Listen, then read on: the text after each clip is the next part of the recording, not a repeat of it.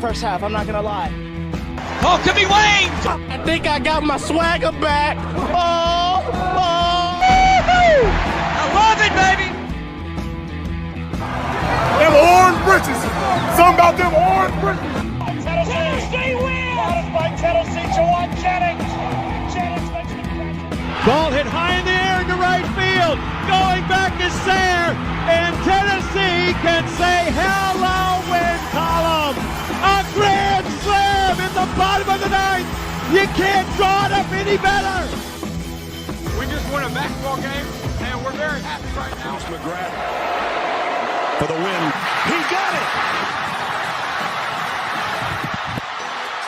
If you don't like college football and you watch this one, I'm not sure what your problem is.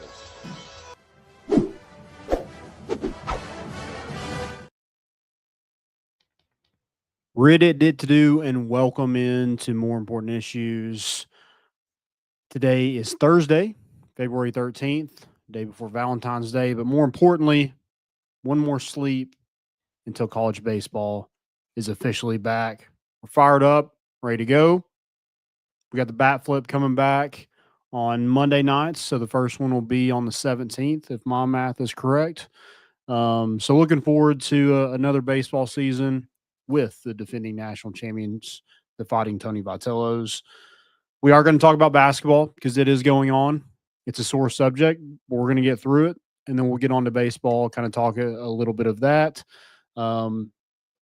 Tennessee's dealing with some NCAA with Alberto Osuna. We'll get into that. We'll get into it a little bit with our special guest, Ross Kivett. That will be released tomorrow as well. So tons of stuff going on. Appreciate you guys listening. As always, go check out hoviedrygoods.com.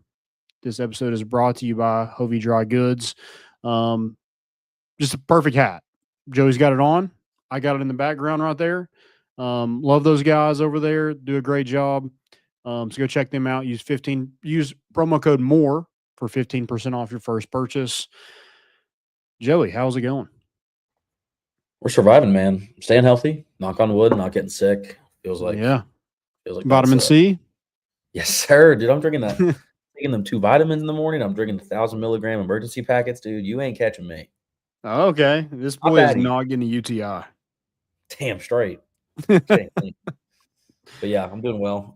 Just getting through the week. It's a long week. Tuesday was Tuesday. Bad night for me. We did a little Cool Beans trivia, and man, just a powerhouse team. Just one of those where you got the guys that need to click to do it, and just came up short, just like the Vols. Fourth place. Okay. Didn't wager. What do you get for fourth place? You don't get shit. Maybe just first loser. 1, 2, 3. Get a good spot. Get a gift card, something like that. Okay. Yeah, you hate to see it, but got to get a reason to come back next Tuesday. So I always love trivia because you usually spend more there that night than you would in the gift card that you could potentially win. Yeah. Oh, yeah. I mean, it's a system for a reason. Well, you can't even spend it that same night if you win the gift card, so you got to come back anyway. Okay. Yeah. They always get you. Yeah, you got to win trivia. Maybe you get a $50 gift card. You're going to come back so you can spend it, but then you're playing trivia again, so you're staying late. So, you got any plans for Valentine's Day? Yeah, we're waiting until Saturday. We're gonna do our day on Saturday. I got to work tomorrow.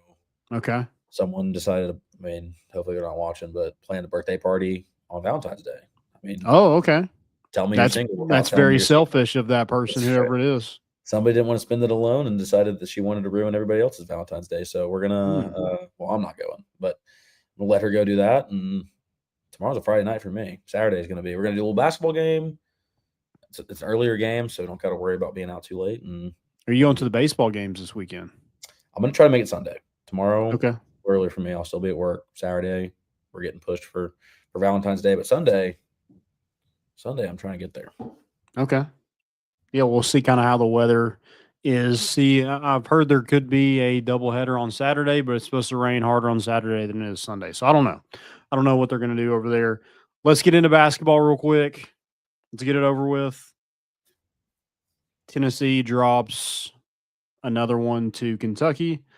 They have been swept, and it's depressing.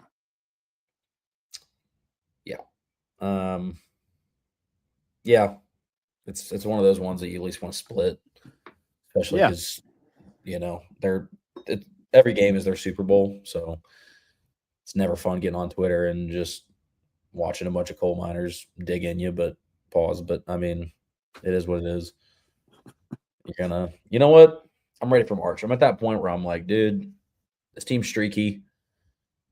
Let's win the games we're supposed to on the rest of the way out. Maybe slip up one more and get me to March. Like, I want to get hot at the right time, and I just want to. I'm kind of tired of overanalyzing it. 1 week we're like, they're here. This is what they need to look like to make it deep, and then we're back here, and it's kind of like you're slamming a brick wall at 100 miles an hour again. Yeah. Jeff Harrison asked, Hobie Dry Goods, correct spelling. It's Hovey. It's Hovi Dry Goods. It is on our graphic on the live shows. So, yeah, Hovey. Hovi. Hovi. Sorry. That does get a little confusing sometimes. Yeah. But yeah, go check them out. Yeah, just things to be swept, especially with, Mark Pope and him being a first-year coach at Kentucky. It just sucks. It sucks because I thought we were past this. I thought we were just going to dominate Kentucky. When Cal left, I thought they were going to be worse. And come to find out, like, Mark Pope is probably a pretty good basketball coach. And, yeah, it just hurts because, I mean, Tennessee's a really good basketball team. They're still ranked really high. But it's just there's just something missing. And I don't know if we're just spoiled with Dalton Connect, but something is just missing with this basketball team. And it's offense. I mean, let's call a spade a spade.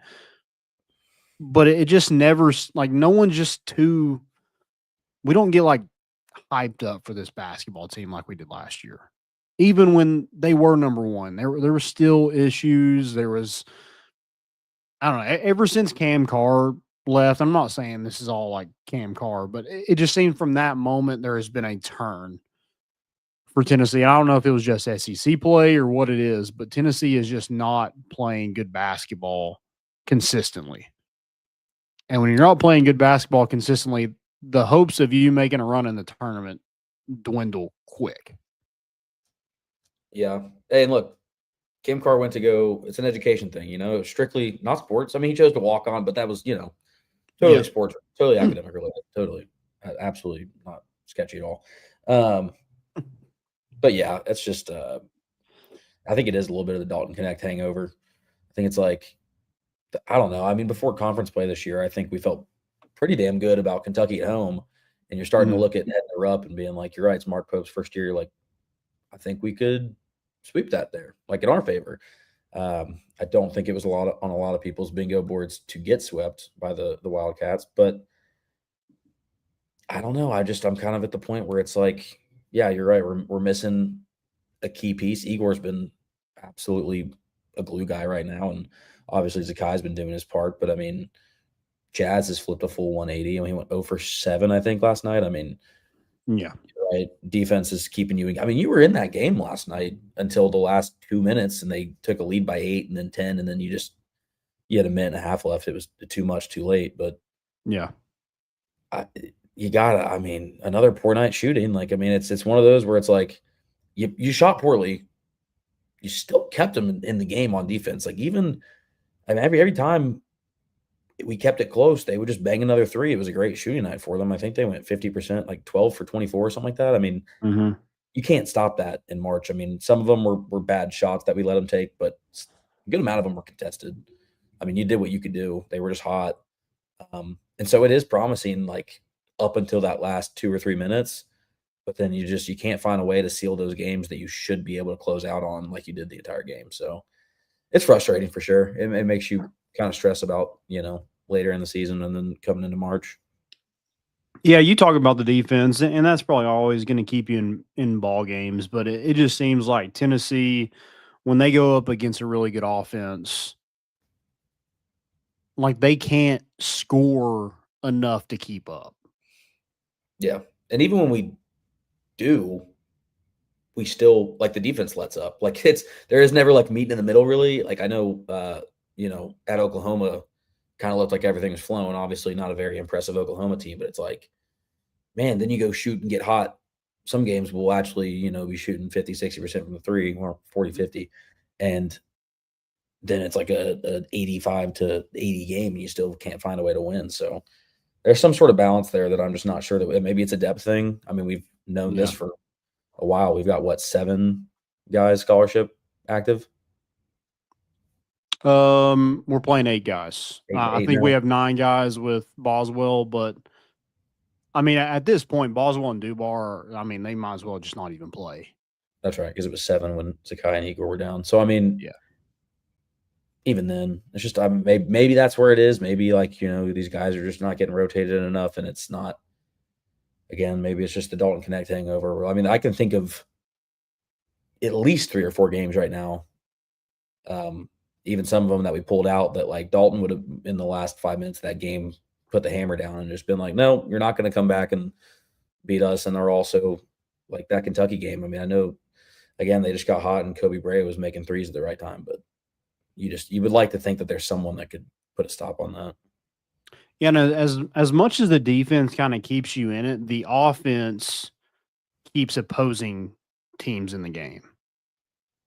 Yeah. So I mean, it's your offense. Your defense is good enough to win basketball games. Your offense is not. So when you go up against a really good offense where they're able to score 75 points, you don't have the offense to match it. You did against Missouri, but that was one of the best shooting performances Tennessee's had in probably 25 years. And you barely won that game. So it's just everything seems difficult on offense. I'm not sure exactly what it is. Igor and Zakai played good enough to win that game. I mean, you don't want to put a single blame on a player, but Chaz Lanier was here to be a prolific scorer, and he's as streaky as it comes. And it seems like in big games, he kind of disappears a little bit. I mean, your guards went 0 for 13 from 3. You're not going to win very many games when your 3 guards that are out there should be able to shoot threes cannot connect on any. Yeah, looking at the box score, it was a blowout, and I think you still did lose by 11. 9 or 11? 11, yeah. Okay. So, I mean, wasn't great either way. But, I mean, like, when you look at that on paper, it's – I don't know, something about Chaz. Like, he's gotten less consistent, obviously. But it's like you've seen him do it. Beginning of the season, we were literally drawing comparisons to Dalton Connect, and obviously not a valid comparison anymore. We can talk about just pure shooting ability, maybe. But, I mean, overall, not even resembling what DK was able to do. But, I mean, yeah, he just gets over 7 last night. Like, you got to do something. Like, because at this point, you're just dragging along. And, like, that's great. I would love for – but, like, again, when March rolls around, you're not going to – like, Chaz Lanier, 1 game, shoots pretty well. If Igor and Zakai have to put it on their back and, everybody else kind of does their thing, that's not going to be enough to beat a team that gets hot. Or, like, we're going to see some SEC teams in March. Like, I keep thinking, like, hopefully we can dodge them because the SEC's been so tough this year. It'll kind of be, like, a little nicer game to play. But, like, SEC is so deep that you're going to see them in the tournament. You're not going to be able to get past round 2 without them being on your shadow somewhere. So, I mean, you got to be able to get something going offensively, but it can't be this streaky offensive because there hasn't been a stretch in the season yet where we'd make a deep run in March based on how we're playing. Well, depth-wise, you don't have anybody to basically come in when somebody's shooting poorly. Yeah. Like, there's no one who can come in and take away from Chaz's minutes. Jordan Gainey can play, but right now, I mean, Jemai Mashak he might as well not even run down the court on offense. He's a non-factor. I mean, he had a wide open – he caught the ball at the top of the key the other night, had a wide open lane. I mean, he's one of the most athletic guys on the team, and drives in the lane and pump fakes and waits till everybody shoots it and then passes it off. Like, dunk the ball. Yeah, I think he's gotten in his own head offensively. I mean, I know it's tricky. These kids are young, but I mean, I'll watch them during warmups, and it's just like it's not that same kid. Like it just doesn't look as the stroke doesn't look as good. Even like when he's again in warmups, like he just doesn't look confident shooting the ball. So I think that's really sucked a lot out of him. Which again, when you're this shallow, you can't have that. Like if you got a lane, you got to go to the board. Like you got to get up there. And we do that often too. I get why Zakai does it, right? Size mismatch. It's going to be really hard for him to draw a foul without them getting ball contact. Swing it out or take it baseline. Totally get it. But I mean, I've seen Jemai on 2 handfuls of occasions where it's like, damn, I just want to see you put that shot up. But I think what you're saying with the depth is like that's why the motto has just been like keep shooting. There is no like, you keep shooting and you're like, damn, who else can we try? Nobody. Our shooters are out there. Like we're hucking them up. And like it's the only thing you can do. You can't say stop shooting them, especially like last night again, struggling to drive into the interior, into the paint. So I mean, you just got to keep shooting them. And if your players can't make the threes, then or even just mid-range shots, just bad offense. And that's where we're at. There's not really a fix besides just be better at shooting. Yeah. And it stinks because if you could get like a consistent 15 to 18 points for Chaz Lanier, he shoots it pretty well. The way Igor and Zakai are playing, I mean, Tennessee's got a good kind of foundation there, but they literally have Chaz and Gainey, 2 of the most streaky shooters. And here's kind of a hot take.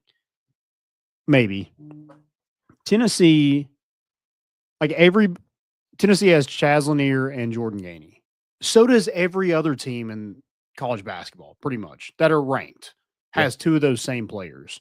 The difference in Tennessee last year is no one else had Dalton Connect. So you could play really good defense and have a bad shooting night, and he was going to get his, or he was going on a run and take over the basketball game. Tennessee doesn't have any of that. And it's not, I think it was kind of unfair to expect Chaz Lanier to be that, especially in SEC play, like against really good competition. But I mean, right now it feels like Tennessee needs that, or they're not going to win against Auburn, Alabama, Texas A&M, Kentucky. Like they're just not going to win. They don't have enough offensively to win those basketball games against good offenses. Yeah. Yeah, it seems kind of like top heavy or like lopsided because, I mean, you're right. I mean, Chaz and Gainey went, 63 minutes and combined 7 for 25 from the field. Like, that's not – you can't play 63 minutes and go combine 7 and 25 from the field. Like, that's just not – even with Gainey off the bench, that's not suitable, right? So, I mean, you'd like to see it more well-rounded. And, again, like, if Chaz could even just middle out, fine. I would have rather had – honestly, I'd rather have consistent Chaz going into March than, like, streaky beginning of the season Chaz that could go drop 32 on you, but then drop 9. Like, you know what? Meet me in the middle. You're right. Give me, like, 12 to 13 points every game with some consistent, like, mid-range jumpers. If him and Gainey can get those mid-range elbow jumpers down, dude, and that becomes, like, your shot when shit's not falling from behind the arc, be my guest. Take it all day. If you can't drive in because the guys like size mismatch, it's a good shot for that too. Like, I mean, you got to find something quick because you're kind of, you're running on spare time. I'm just looking at the box score. I mean, without Igor Milicic last night, Tennessee doesn't make a single 3-pointer. That's pretty bad. On, let's see, 1, 2, 3, 4, 5 people took a 3. Yeah. And Igor was the only one that made it. Yeah, it's just, I mean, the box score looks abysmal. And even shooting from the field overall, 42%. Again, that's not abysmal. We've had way worse games. Yeah, not terrible. But, dear God, it looked bad. I mean, and again, it was like, but those last 2 minutes goes differently. We're talking about how Tennessee's able to stay in the game even when a team's getting hot, just based on, the rest of the defense picking up. Yeah. But, I mean, it's pretty crazy how we've always said, like, or the last couple of years in Alabama, like with Nate Oates, live by the 3, die by the 3. Tennessee is legit live by the 3, die by the 3, and they don't even they're not even good a great shooting team when they do shoot okay from it. I mean, how are Yeah. you live by the three, die by the three, and you're averaging like 60 points per game in SEC play? That's wild to me. Yeah, that's why. I mean, I don't want to say I've been like critical of Rick Barnes' approach to that because obviously, like, he's coaching for a reason. He's one of the greats. Like, trust me, I'm not gonna sit here and try to say what he's doing good and what he's doing bad. But it is one of those things where it's like, I'd at least like to see the approach of like, hey, not a great perimeter shooting teams most of the time. Sometimes we go out there and look insane, but that's every basketball team. And trust me, you're gonna find them in March. Like, those teams are going to get hot. It's not even the one Cinderella. I'm talking about just the teams that get hot and shoot well in March. Like, I haven't seen a game that makes me feel like you can do that consistently. So it makes you wonder, like, what's the approach from the backside, like from the coaching staff? Because you just keep shooting threes. Like, I guess you just wait to get hot. Because like, if you're not going to change anything down low, not going to find points any other way. I mean, you go 3 for 17 or 18. I don't know how many of those you were going to convert to paint points. I mean, Kentucky had that shit on lockdown last night or 2 nights ago. So, Yeah. I mean, there's not And much teams that Tennessee is all around better than, like, they're gonna suck the life out of them and beat them. That's why, I think this team probably is a Sweet 16 team. If this is all I take, and that's right now, that's kind of all I see them as. Again, just not consistent enough to beat a really good. Now they can ugly it up, but right now, like, the games that they've uglied it up, they've lost. Yeah. Well, and also, like, the theme every year for Tennessee is like, this team could make a deep run, but could also be an early round exit. I guess that's like every team's kind of like motto, but that seems to be Tennessee's favor the last 5-6 years. This season feels very early exity round just because, again, I haven't seen a stretch where I get confident enough that we can keep that high level shooting and high percentage shots consistently through a 4 or 5 game stretch. Like, that's why I do worry. Like, I think you're right. I don't think it's a hot take at all to say Sweet 16 exit is a fair prediction for the Vols right now. Yeah. Which, again, Yeah, they could. I don't think this team would surprise anybody if they went on a run and made it to the Final Four. I don't think that I'm pleasantly surprised maybe, but I don't think anyone would be like, no one ever saw this coming because the talent's there. You look at this team and you thought it was one of Rick Barnes' most talented rosters in a while on paper. So, I mean, the guys are there. It's just a matter of plugging it up. But yeah, there was a time where everybody thought this team was going to be better than last year's team, and I don't know. I mean, here we are, swept by Kentucky, and I mean, 3 of 18 from 3 is, I mean, just an incredible stat. 16%. I would like to see because okay, so you did that stat that we were 9 for 43 or something like that through that 3 or 4 game 3 game. Yeah. I'd love to see that extended to what it is now. I know obviously there's going to be a skew with that Oklahoma game, but like, Yeah. let's take okay, fine. Show me the without Oklahoma. Like, it's not gotten precisely. And I don't know what you do to fix it because, like, it's not just like, let's shoot better. I mean, that's what I'm saying. Guess, but I mean, like, that's no fix. Tennessee needs to get started early. Get some confidence going early. I don't know. Is it, hey, let's shoot a 3. If it goes in, we're probably gonna have a good game. If it doesn't, it's probably gonna be a rough one. I don't know. That's what it seems like to me. Tennessee is so bad in the first half against these good opponents, and then they dig themselves in a hole like they did against Kentucky. And then in the second half, the offense starts picking up a little bit, but your defense takes a step back, and you're constantly trying to dig out of this hole, and you can't buy a stop like you were against in Rupp, and then you lose a game by 11 that you on paper probably should have won. I think you were a favorite, right? This last game? Yeah. And they were down 2 of their best players in the second half. Yeah. How do you hold them to 33 in the first half and 42 in the second half without their point guard? It's like I said earlier. I mean, it's like that mismatch. It's like if you give some and you take it away, like there is no okay, let's like be better at offense now, and then you take a step back on defense and they get hot. I think you're right. The start of the game is so like because you had that turnover right off the rip, and they go up 2-0, and then they start off with a 6-0 lead, and like you get some energy in that place, and it's just like from that moment, I think we ended up taking the lead 8-6 or something like that, or 8-7, and then you didn't get it back till the last was like 6 minutes of the game. I think it was like 58, 57, or 56, 55, something like that. Mm-hmm. I mean, you played from behind the whole time, and again, it doesn't help that they're. I think that's one of the things of why we're so successful at home is just maybe the environment plays into it. And so you don't let yourself get off from behind. Obviously, like that's just how home advantage works, but you got to find a way to first 5 minutes, first 5 minutes and last 5 minutes probably need to be your hardest basketball. Because that first 5 minutes is now becoming equally as important as the last, just because that tempo and tone that you start off with. I mean, I know that we kept it close in that game, but for some reason it's just like that feels like you are clawing and can't catch just even a shoestring the entire time.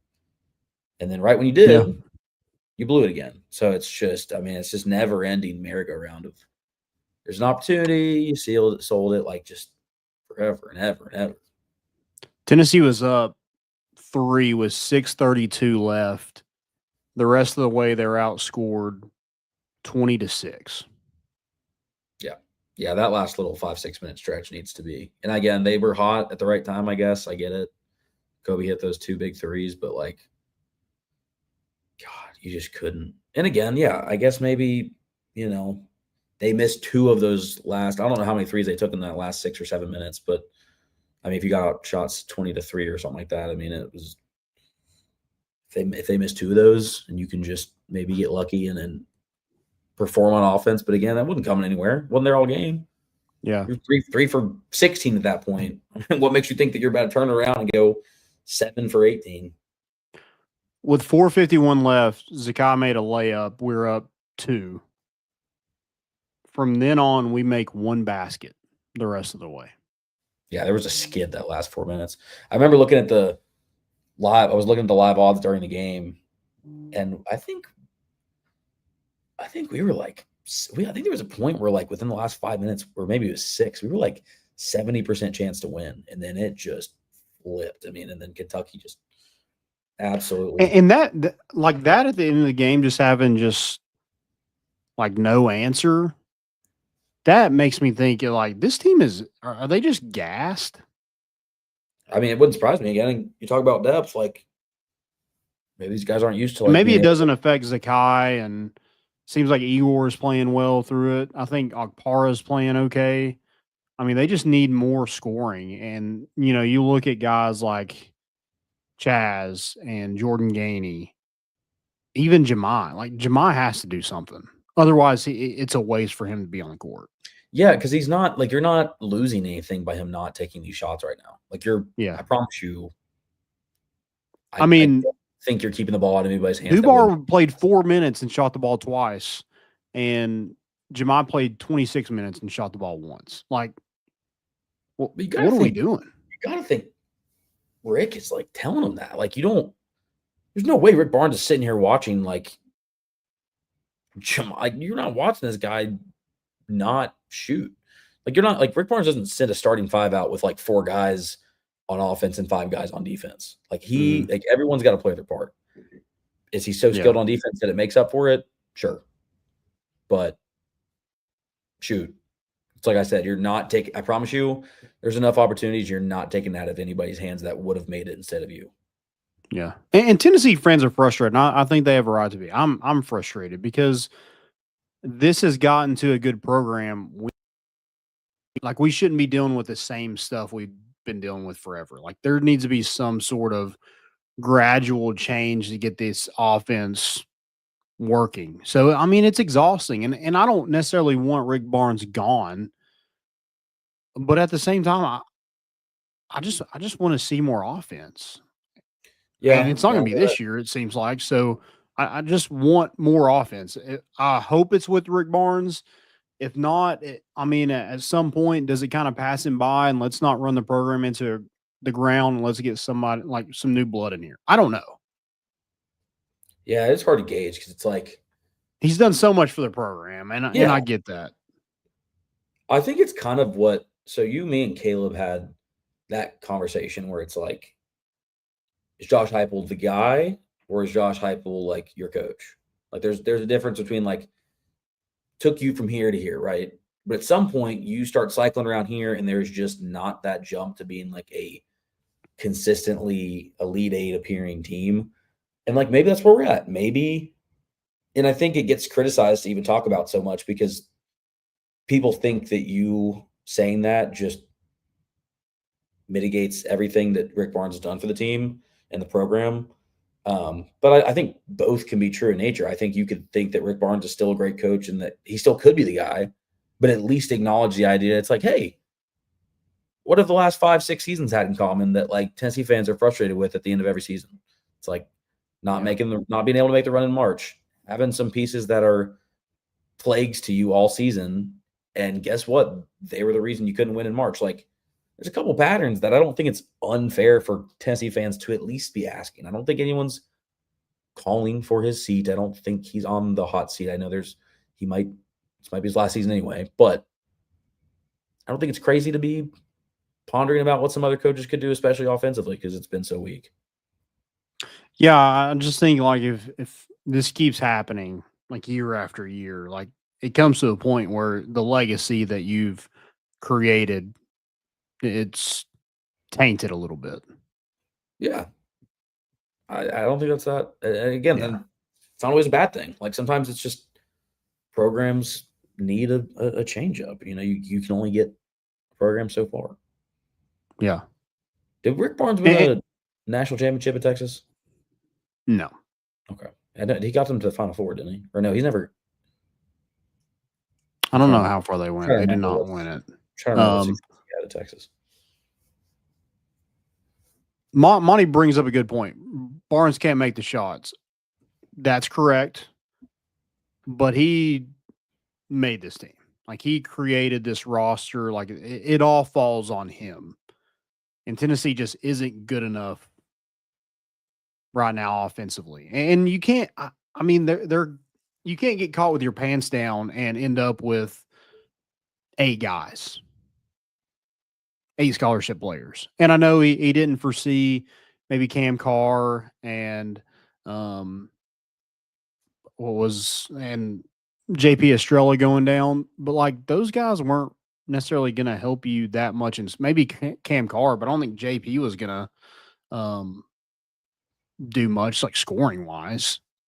And honestly, with the way Akpar is playing and Igor, I mean, where does JP probably plays as much as Cade maybe right now? And I thought Cade played pretty good the other night. I was shocked that he only played 12 minutes.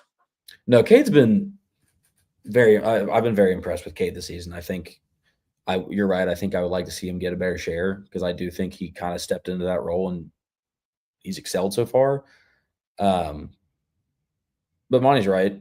It's, you know, he can only do so much with this roster, but you do kind of talk about consistent seasons of like, okay, even when he's gotten like really steady rosters and some like really good players, there's a talent gap there. Like I don't know what's going on. So, I mean, I think there's room for both conversations. Again, I don't think anybody's negating that Rick Barnes is kind of in a shitty situation right now with a depleted roster that can't seem to be knocking down shots.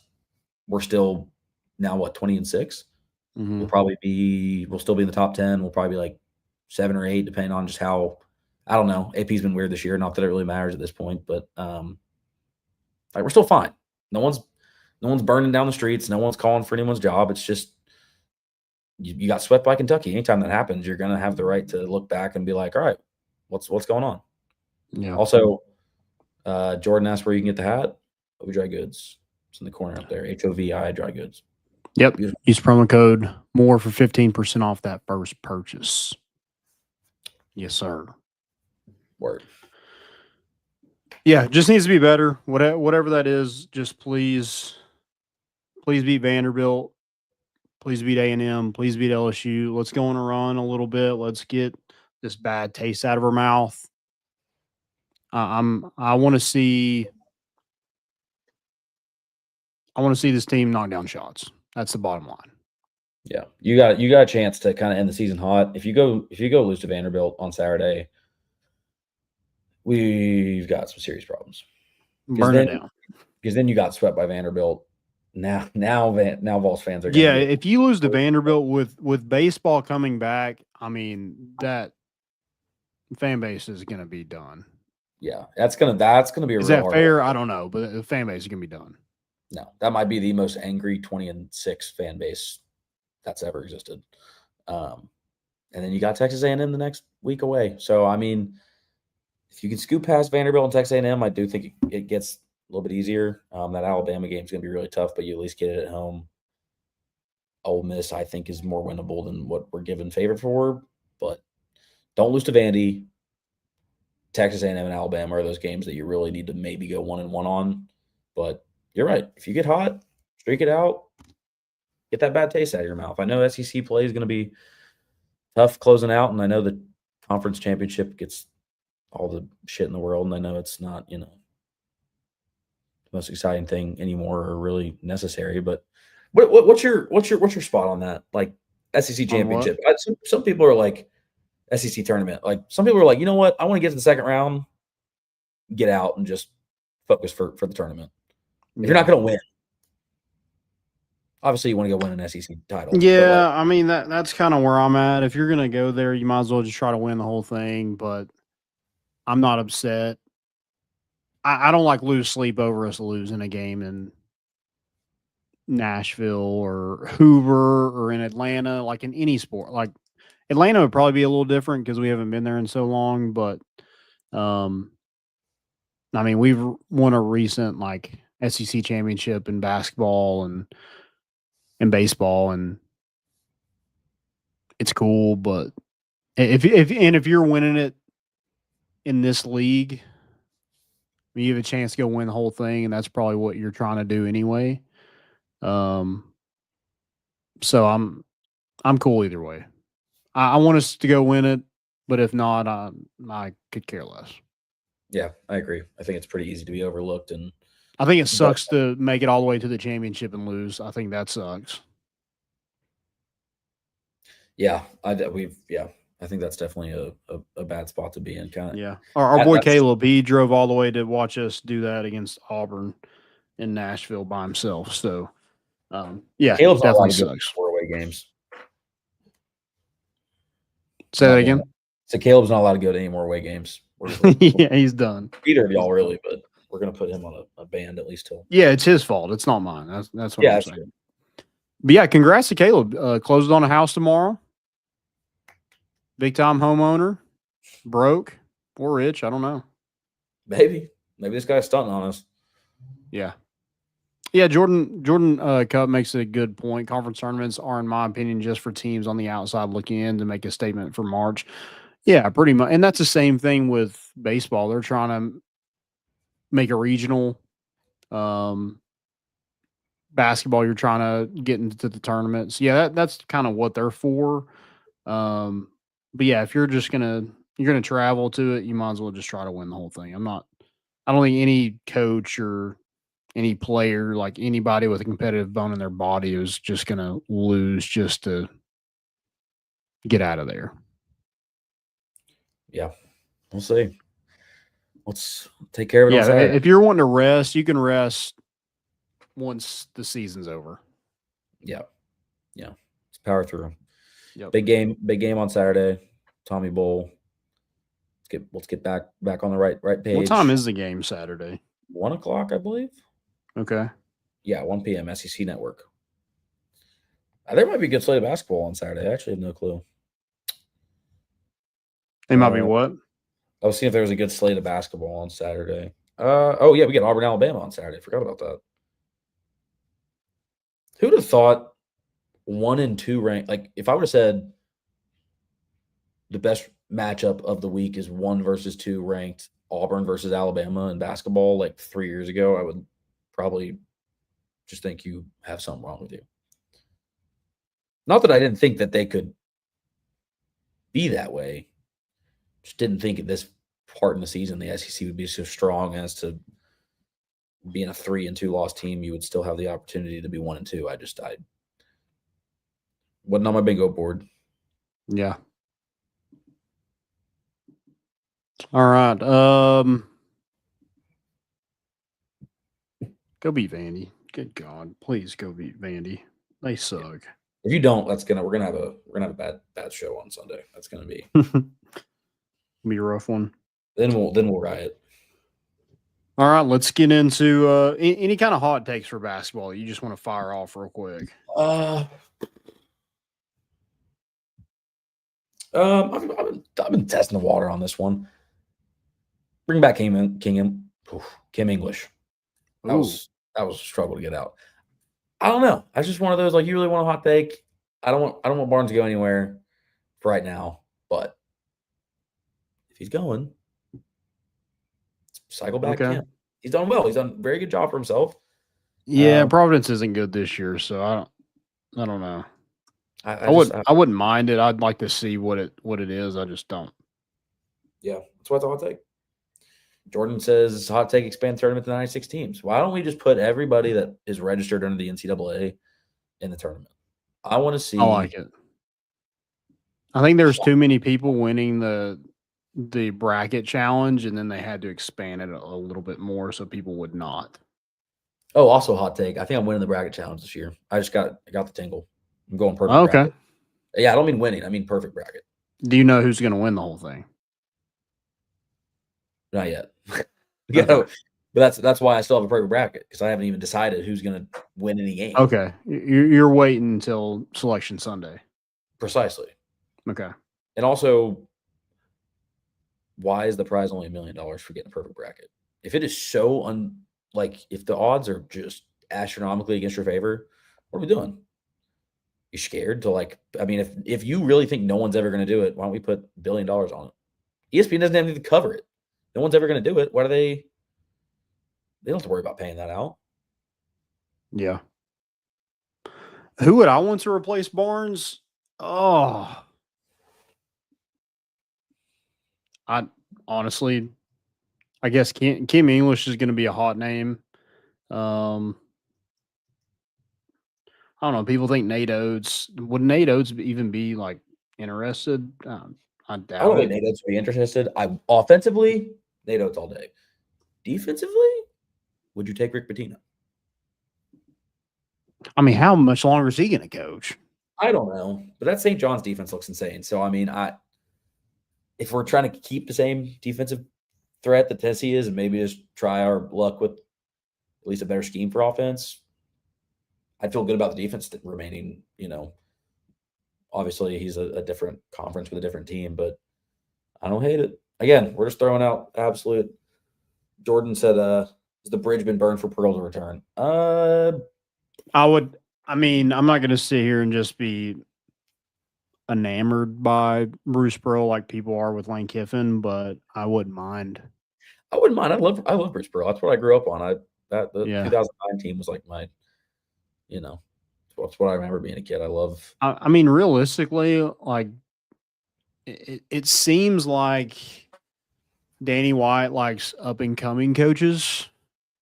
Yeah. Bucky McMillan at Samford is a really good option. I feel like he's won the SoCon twice now. There we go. 1 tournament, 2 regular season. He's been the 3-time SoCon Coach of the Year, and he made it to the NCAA tournament with Samford. So, might be our Kurt Signetti right there. Yeah. Look him up. Google him. Yeah, Google me. I kind of like McMillan. That's fine. Yeah, I mean, I'd rather someone up and coming than I think. And he was a high school basketball coach until he got the job at Samford. So I think he has the juice. It's come. Yeah. And he's 41, kind of an up and comer. I'd like to see Bucky McMillan. You're saying that Pearl's contract's almost up, I guess, at Auburn, but I was hearing someone having a conversation about Stephen Pearl the other day, and I can't remember if that's who they were. Is this like a what's it called? North Carolina with Belichick? Maybe. Oh God. Who knows? I think Bruce would be welcomed back to Knoxville with a little bit of trust if he could instill that, but I don't see that happening at all. Yeah. Fun theoretically, some fun years. I think he would bring an energy back to the program as a coach, at least. I mean, I'd hope they'd shoot a little better. That's all I want. My only question in an interview is like, what is your plan for the offense to be better? Yeah, that's a great resume question. So I don't know. I really don't have any other names. I mean, Dan Hurley. I mean, you got to call him, make him say no. Even though you probably don't like him, he's an idiot. He lets the coach know how great he is, but he's the best coach in college basketball right now. So yeah, but I just have an issue when I'm if you want season tickets to go up even more, you hire Dan Hurley. I'm opposed to being forced to like a coach because I have already stated my opinions about Dan Hurley. I do think he's a good coach. I think he's a great coach, but I don't like him. And then I'd have to eat my words, which I hate being wrong. So don't make me eat my words about Dan Hurley. Not a fan of the guy.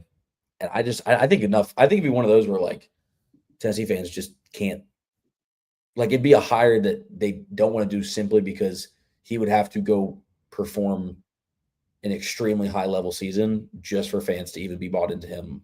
Whereas you can go get somebody that just with the right PR and the right twists and spins, this team's fully bought in, this fan base is fully bought in, Yeah.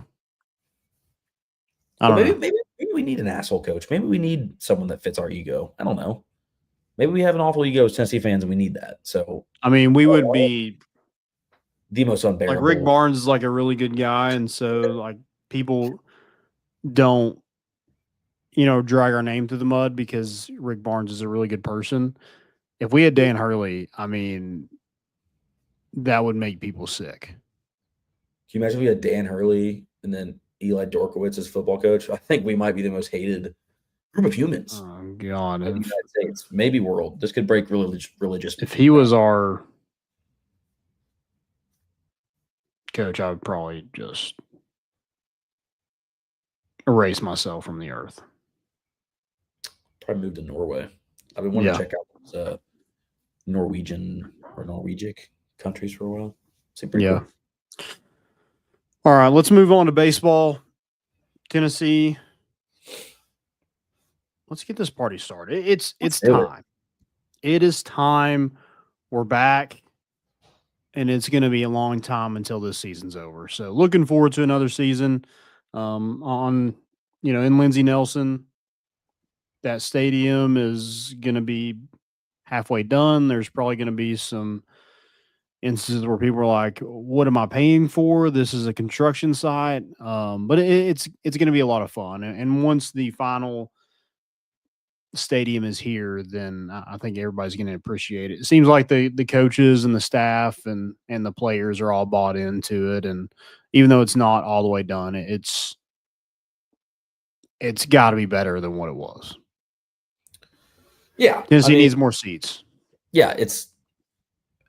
You can bitch about construction. It's not a crazy layout. Like you're not going to get detoured throughout the entire ballpark. Like, calm down. You're fine. It's a work in progress. Shoved in back there. We're not, this isn't a 4-month turnaround project. It looks good so far. First off, they're putting me out in right field a lot closer to the players. That was a mistake. Danny White, watch out. Get thrown out. You thought it was bad up there.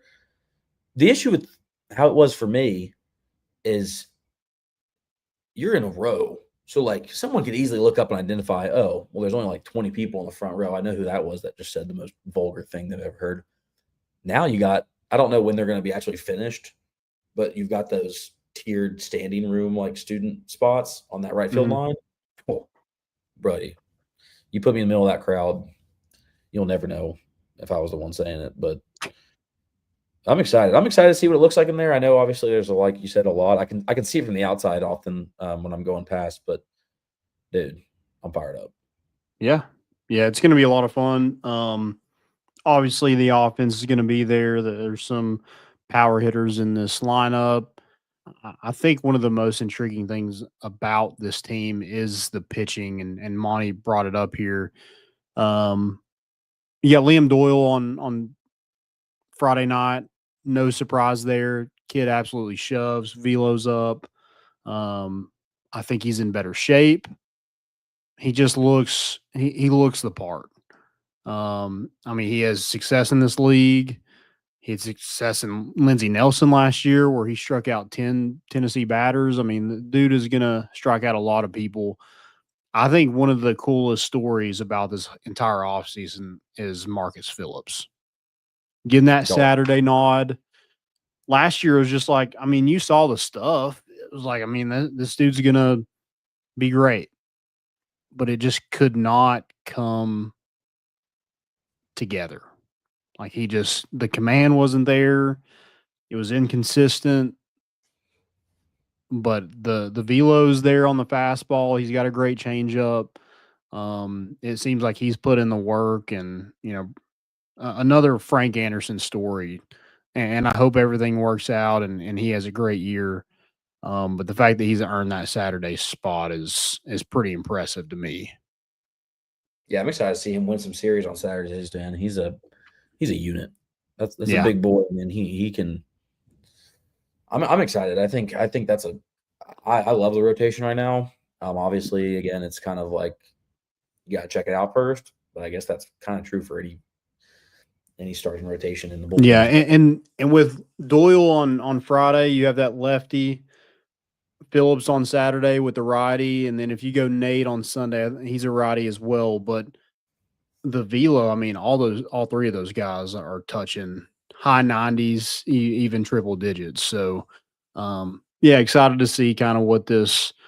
I know the Sunday isn't set in stone yet. Could that be Nate? Could it be Tegan Coons? I'm excited to see kind of how that works out in the next couple of weeks. I mean, there's going to be tons of lineup changes.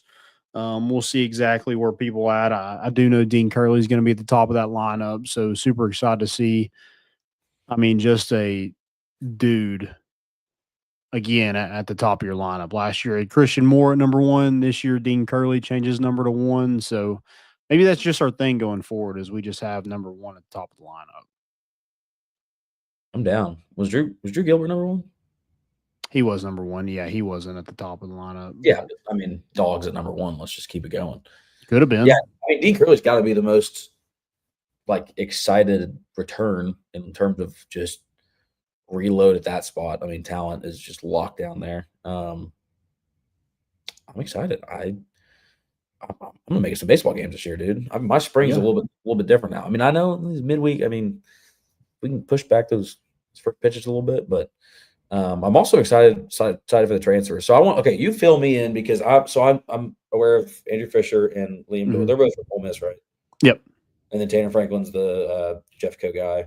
And then Osuna, obviously, we'll get into that, I think. But those are other than that, fill me in because I'm not as on baseball as you are. So yeah. So Gavin Keelan from Louisville. Right. He'll be in that middle infield, probably at second base, probably your second hitter, I would think. He's a lefty, so I think you'd go Dean as a righty at first, and then you go Keelan, lefty, second. Third, I'm going to go probably Hunter Inslee, I would say, another righty. And then fourth, probably Andrew Fisher, who's going to hit a lot of home runs, especially that short field over there in right. He's going to love that. He loved it in Lindsey Nelson when he played here with Ole Miss. Fifth, I'm going to go. Let's go Peebles. He's a switch hitter, so he could go either one. 5.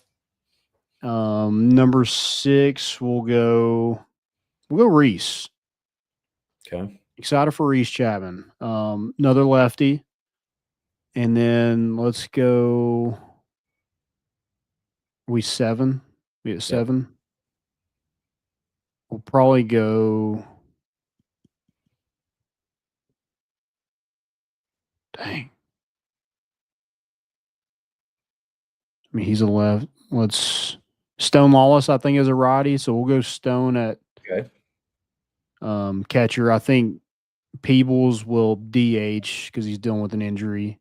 Fisher's probably at first or third. I'm going to say for this, I'm going to say he's at third. Bargo's at first, batting eighth. He's a lefty.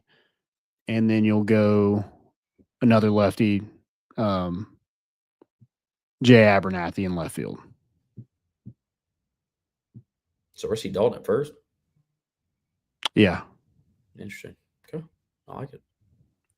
Unless, I mean, we'll see kind of where I think he's a guy, he's interesting because he's a guy that could really swing it, but if he's not careful when Asuna gets cleared by this dumb decision by the NCAA, then I think he's probably your first baseman. And if right now, if Andrew Fisher's dealing with an injury, they want to play him at first base, I think you probably go Manny Marin at third or Antigua. I think Manny Marin's hit better, probably has a better bat. And we'll see what Antigua can do. I think everybody was excited to see him. I just think the bat has to come along, and until it does, he's just not going to be in the lineup very often. Okay. So a lot of talented freshmen: Manny Marin, Levi Clark, Jay Abernathy. Yeah, just gonna be fun to watch. Another year, just kind of reloading. You got a ton of transfers. I think the pitching staff is. I mean, I know we kind of pieced it together last year, but I think it's more set in stone with what you have. Now that is dependent on Marcus Phillips and Nate Snead. If Nate can be the guy he was last year, if Phillips can really take over that starting role, then you have guys like Andrew Binky, you have Dylan Loy, who's pitched here, Austin Hunley. You got some JUCO guys like Brandon Arvinson, Thomas Crabtree. So you got some dudes. We'll see what Ryan Combs can do as kind of a closer role. Also, Tanner Franklin could be in that role as well. So really interested to see kind of how they piece it together because, I mean, as you saw last year, it really doesn't matter who starts. It's who gives you the best chance to win and who pitches the most during a game. Those are your key guys. Like AJ Causey was your best pitcher. Him and Beam were your best pitchers last year. AJ Causey didn't technically start the game. Fair enough. Well, I guess let me ask you this because, I mean, kind of snowballing off Monty's spot, he says this team is good as last year's. Obviously, that's a loaded question. You won the national championship last year. It is almost impossible to say, yes, this team is going to be as good as last year's. Yeah. But I guess I'm asking, on paper, with how you looked at last team's roster on paper before the season last year and where you're at this year, again, I know they're still not going to match up, but, like, do you feel pretty good that you're not taking a step down or that you're going to have some issue with roster gaps? I mean, last year you kind of know who you had. This year, true. like you're there's so many unknowns. Like even guys that have been here, like you don't know what you're getting out of Reese Chapman. Right. You don't know what you're getting out of Cannon Peoples. You hope those guys can take a step, but you knew what you're going to get with Burke and Moore and Beam. Dryling, you saw that. Tears is another one. I mean, they're just. I mean, you knew Hunter Inslee was going to be good. He didn't have to be the best player on the team, but you knew what you're going to get out of him. And this team, I just right now, I don't think they have a Christian Moore or a Blake Burke. And not saying you need. No, it's valid. Both those guys to win ball games, but I do think they were a huge part last year. We're like, when this team needs a hit, who's the guy gonna? When this team needs make a play on the field, who's the guy that does that? Or they need to get an out, who's the guy that can come in and get that out? You're just replacing so much that I don't want to say that. I mean, this team. I'm definitely not saying this team is better than last year. That team won a national championship. So right, no. I do think the pitching staff could be better. I think the pin's a lot deeper, just from what I've seen. Yeah, I agree with that. Pleasantly happy with that. Yeah, because I guess like Tony kind of spoke to it when he was on the show. Also, if y'all haven't listened to that, go listen to it. It's on YouTube. Those guys last year had been through those hurdles together and like came up like a lot of those guys came up short as a team, making that deep run to the national championship. So I guess in my just unknowing opinion, you don't really have that this year. You're plugging some more guys in, and again, they might be able to reload. You got enough. It's a national championship team. You've got enough talent on that roster that you could go do it with this team. It's just a matter of, are you able to get that same team mentality from them? Because again, you're putting new puzzle pieces together. You got the same foundation, fairly same coaching staff. You're just putting some new pieces in. So I trust Tony. I trust the guys. I know y'all talked to Kiv super long last night or when was that? 2 nights ago? Monday night? Yeah. Yeah. And that's, I think I feel good about it. Obviously, again, you got to go see. I think the first 3 or 4 weeks is going to be very telling. I think Jordan asked earlier if Tennessee makes it to conference play undefeated. That would be awesome. Because you got to go. We play at Minute Maid again this year, right? Yeah, it's not called Minute Maid. It's called something else now. I forget what it's called. Shit. I don't even know who's playing in that. I know that. Who else do you play? You play. Tennessee plays Rice, and I think they play Arizona. Okay, so making it undefeated through would be very, very impressive. But even if you're able to look really solid in that first stretch of games before conference play starts, that would make me feel through the roof. So yeah, and Rice, they're not Arizona. really tested until that. Yeah, but I think that's the good part, though. The schedule's insane. Yeah, absolutely insane. With you go to LSU, you go to Arkansas, you go to Alabama again, you go to South Carolina. You do get A&M at home. You do get Florida at home. You go to Ole Miss, which that's going to be fun for Liam Doyle and Andrew Fisher. That will be cool. When is Kentucky's at home? Auburn's at home. Vandy's at home. But Arkansas, LSU away is that's tough. Ole Miss away is tough. And Arkansas and Ole Miss are going to be tricky. When's that Texas A&M series? Do you know? That's going to be. That's April 4th through the 6th. Okay. Get your popcorn ready. I was about to say it's going to be electric. That's going to be penciled on everyone's calendar. That place is going to be jumping. And they replaced a ton of guys. Yeah. Grahovic's back. Laviolette's back. What's big dumb closer that they got? What are top 5 teams in the SEC? You think? Again, it's got to be A&M, LSU, Tennessee, Florida, Arkansas, probably those 5. Vandy's probably up there. But yeah, I would say those teams. Okay. Feel good about it. Pretty much the same every year. I'm interested to see kind of what South Carolina looks like. And also, like, what does Texas look like in this league?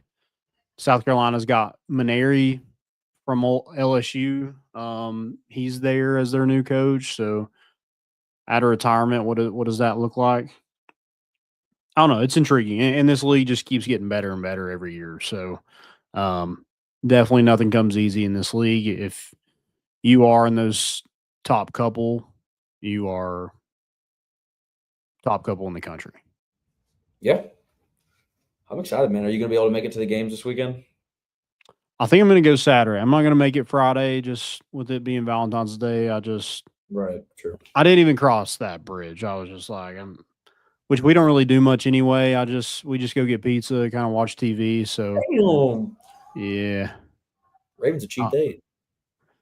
yeah, we're not big like going to fancy restaurants kind of thing. That's valid. I've had pizza.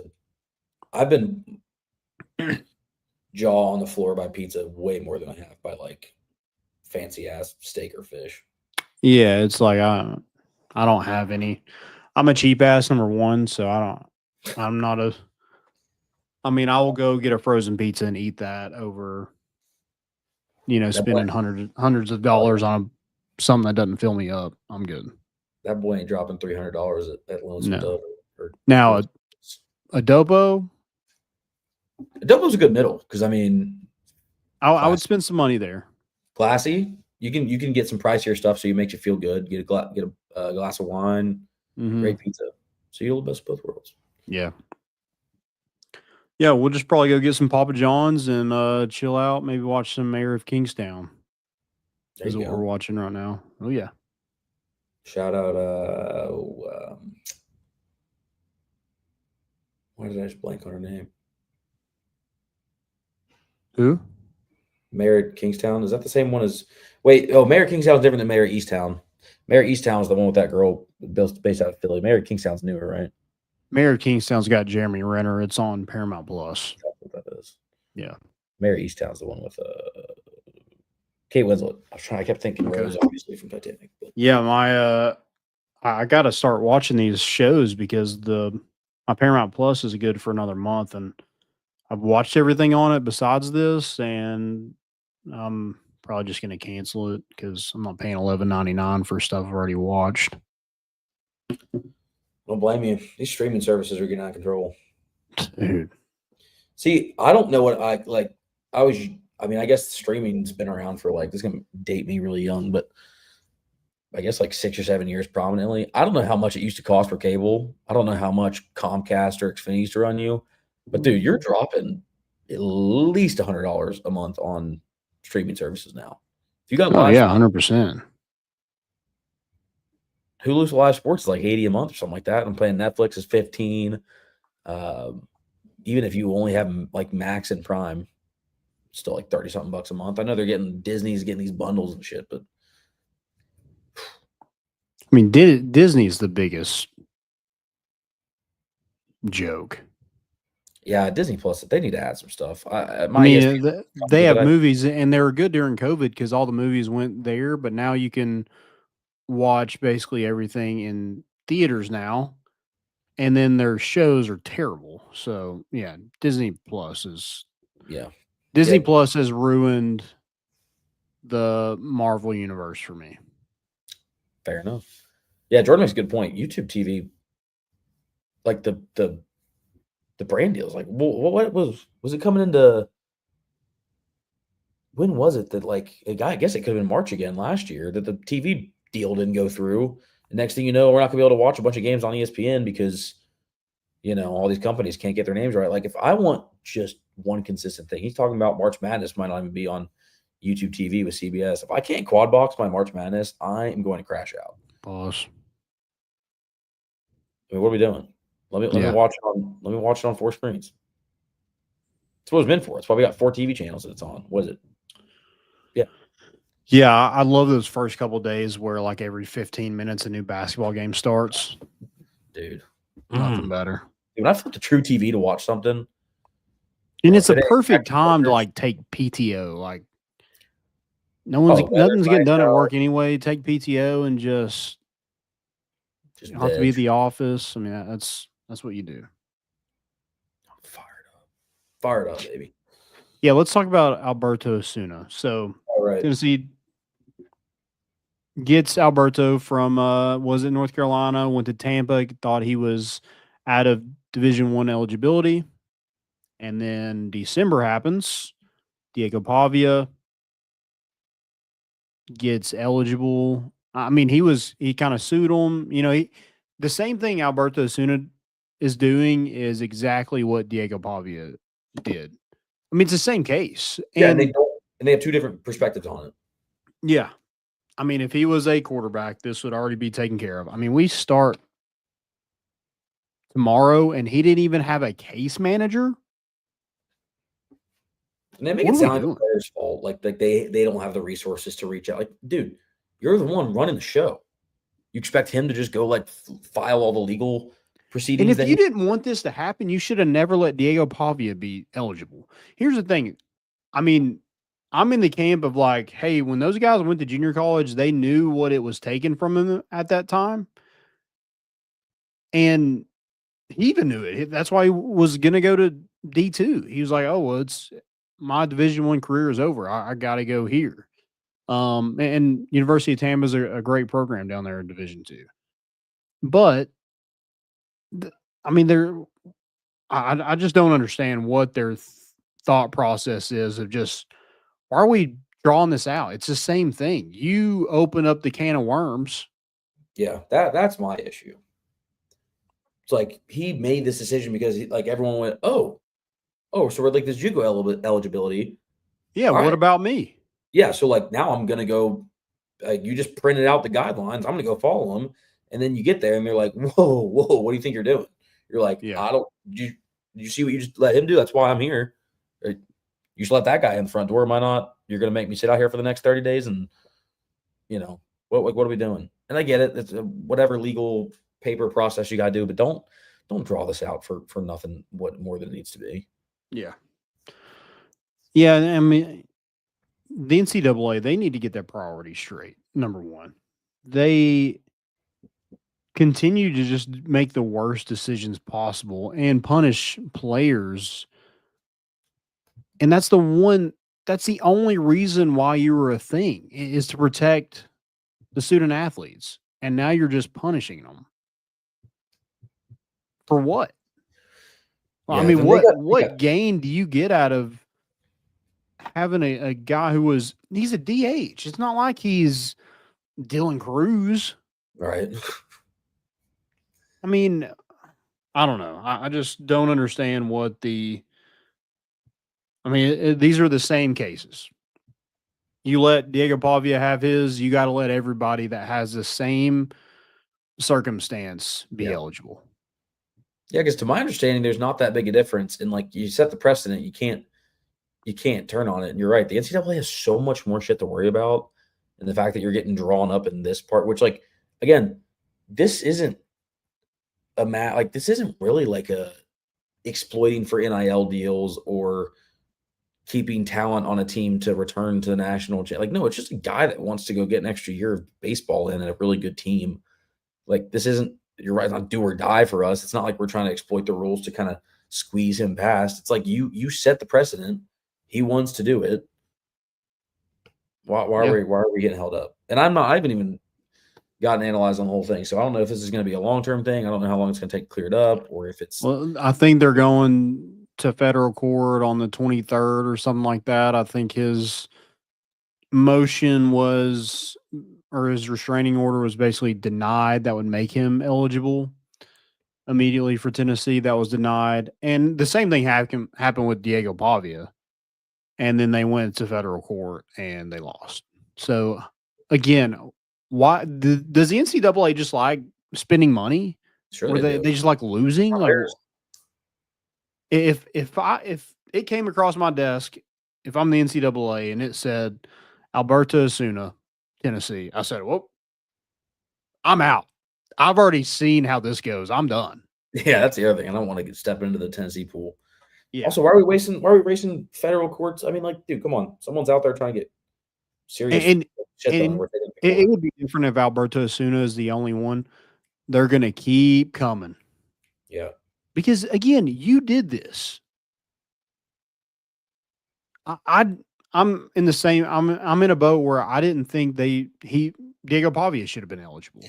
Yeah, it was shocked. Like, you let it happen. And now you have to let everybody in that same circumstance be eligible. Yeah, they don't really have any room to point fingers. And what's the difference? He was going to play Division II or Division I. Is there really a big difference? Or both NCAA? That's my point. That's why I'm like, I don't understand why it's causing such a bit. Like, Diego's in the same spot, and you're right. People were. It wasn't. I think it would be very different well, I guess it kind of helps Tennessee get a kid like that. But I mean, Asuna probably doesn't leave North Carolina if he knew he was eligible. If Diego Pavia was like, okay, I'm eligible, now I'm jumping in the portal, I'm going to Ohio State. I think it might be a little different, but I mean, these kids just seem like they want to play. So let them play. Yeah, that's what I'm going down to. It's just like he wants to. Yeah, it benefits Tennessee, but this isn't a major money grab. It's not. I mean, let's not act like we didn't let everybody in the country have an extra year for COVID. So, I mean, what's the difference? These JUCO kids get an extra COVID year. Who cares? They had to go play in, backwoods Kansas for a year. Like, that sucks. Let's give them a little bit here. Throw them a bone. Yeah. I don't know. Shit situation, but yeah, it is what it is. Let the boys play. Yeah, they want to try holds back. Can only hold you back so much. Yep. Because we're coming hot. Yep. God, I can't wait for Hunter Inslee to make a diving play this weekend. It's just gonna be fired up thinking about it. Poor Hofstra. Where even is Hofstra? Where is that? Like Indiana? I think it's like Long Island, right? Really? Some Massapequa goons. Let's see. Yeah. Hempstead Turnpike. That's the. Is that Long Island? Yeah, Hempstead. Yeah, it's Long Island. Okay. Yeah, their baseball team is not good. They did face like a kind of a powerhouse last year in Virginia to open the season. Got swept, so hopefully that continues. But yeah, they went to Charlottesville, got swept. But then they beat Liberty, which Liberty is usually a pretty good program. Been in Tennessee's regional a few times. But yeah, they went 24-33 last year. They were 10-23 away. So yeah, I just don't think they're a very good team. But yeah, you just kind of drew Tennessee. Sorry about it. Yeah, that's bad. We're just apologizing in advance for what we're about to do to you. Don't take it personal. We're going to do it to a lot of other teams too. I give them props. They're right up for the preview for the series. It's pretty good. I mean, they gave us our flowers and then really tried to. I do love how they put number 2 Tennessee. Like, I think Tennessee is number 2 in maybe one thing. It's just the coaches poll. Yeah. Like the ones that actually matter, they're not. But yeah, let's get their highest. I appreciate that. Yeah. Look, yeah, they told you. Softens the blow. Yeah. Props them up. Whatever they need to do. We're always willing to help out charity when we need to. Yep. If you get a chance, send us your pictures in Lindsey Nelson this weekend. Give me a some hot dog. We're gonna do some hot dog reviews. So if you want to get in on that action, just hit us up and we'll take care of the dog. You just give us a review for it. That's a good deal. If you show Monty said who hits the first dinger. Ooh, that's a good one. Dean Curley, easy. Okay, first at bat. It'll be probably like maybe first or second at bat. It's going to be top of the order, and he's just going to let one fly. You know that boy's been juiced up. Yeah. I'll go Andrew Fisher. Okay, right field. Yeah, love it. Yeah, right into the. Some kids probably going to step on a nail or something out there and trying to catch home run balls. So, that's awesome. Yeah, we're your steel toes this weekend if you're going to be chasing home run balls, please. Yeah, I'm fired up for my first Lindsey Nelson dog of the season. Yeah. What do you put on it? What do you? Dude, I am a mustard and onions guy, but I know that's crazy because that's like the worst like breath combo you're gonna catch. But yeah. I'm glad you're not going Friday. Otherwise, you weren't getting no kisses after that. Well, that's why I can't go Saturday either because My Saturday is my Valentine's Day. Okay. Anti-mustard and onions weekend. I used to be a D1 hater for mustard and ketchup. I didn't think ketchup belongs on a hot dog, but I'm my palate is maturing. Okay. I can taste ketchup tingling its way up every time I get a dog. I'm like, wouldn't hate it. Mm-hmm. So I might go for a little ketchup, muzzy, maybe some onion action this year. Just try to pack that dog up, get as much inventory out of that $8.50 that I can get. Dude, you don't have to pay for a hot dog. I ain't gonna flag you down every time I want an MVP dog. You can. Well, maybe I will. We'll see. Thermos dogs. Jordan is full of them. I will totally sneak in a thermos full of dogs. Dude, sneaking in a bunch of this is liquor. a funny. There is a girl at work, and she is gluten-free, so she can't have buns. So she literally takes a thermos full of hot dogs to the lake and eats them on the water. Like, just imagine floating with a thermos full of dogs. Just a thermos of glizzies out on the water. Yeah. Just trying to reach her fork in for that last one. Yeah, just dip it in the little musty lake water and take a bite. You just cut them up and not put any water in there, and she can just yeah, just straight. You're like, I'm a little parched. Let me just turn this thermo full of hot dog water up. Ugh, that just is sick. Yeah, I pray every day. I'm thankful for that. I don't have celiac, so or even just a light gluten intolerance. Because I'd be down in some carbs. Yeah, same. Yeah, I'm ashamed of how many nachos I'm about to eat this baseball season. It's going to be unreal. You know what would make it worse? I love queso. Don't get me wrong. I love queso. K for queso. But when I am at a baseball game, I want nacho cheese. You want that dark yellow. I want that, that almost orange cheese. Yeah. And I think that is like the underrated thing to put on a hot dog. Movie theater nacho cheese. That cheese whiz. Yeah, on a hot dog. Oh. Damn. And you want to ruin it with onions. That's gross. It's the Philly cheesesteak in me, dude. I love you throw an onion on anything. I was cut up. Oh yeah, big Super Bowl guy, huh? Good luck tomorrow, Philly. Parade's tomorrow morning, so it's over. Yeah. I love the memes that are like World War Z, basically. It's like I saw an Indian guy and what looked like, I think it was a female, get into a fist fight, and I think they're both Eagles fans after they won. Yeah, we'll do that. Like, there's so much hate in that city where they just, I don't know what else to do in this moment. So, do you want to fight? Oh, they both loved it too. They were looking for it. Also, he probably wasn't Indian. He's probably just from South Jersey. And, you can't really tell sometimes those fake things. Okay. And that woman definitely was a woman. They love to throw hands up there. I mean, she squared up. Like, she probably would have whooped me. So they keep it 100, dude. You talk about staying on business. Okay.